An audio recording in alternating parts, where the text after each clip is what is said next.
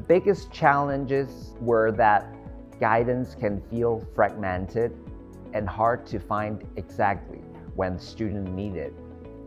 And many students see the DMP as paperwork rather than something that protects their work. We data champions encountered similar challenges, but one issue was especially profound in the Faculty of Arts: the divide of methodologies between the traditional scholars and those adopting quantitative or digital humanities methods. At first sight, RDM did not seem compatible with interpretive and qualitative nature of much humanities work.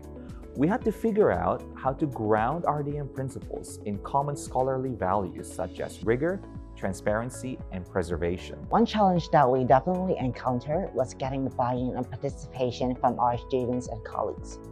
Sometimes we put time into designing the activities or surveys, and the response was far lower than you hoped to have, which can be very discouraging.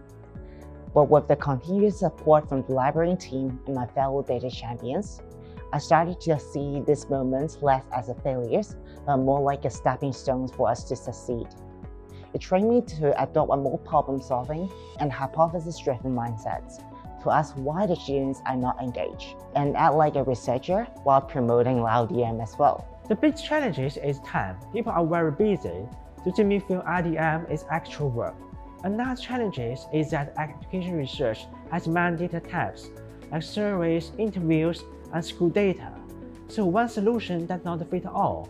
Also, sensitive data is common in our field, so people worry about privacy and what can or cannot be shared. The primary challenge was addressing the perception of RDM as a burdensome extra task. Some peers and senior researchers viewed it as paperwork that slowed down real research. To overcome this, I shifted my approach from talking about compliance to highlighting crisis prevention. For example, this metadata template will save you hours when you need to recreate the graph in 6 months. Or a good file structure will save your project if your lab members graduate.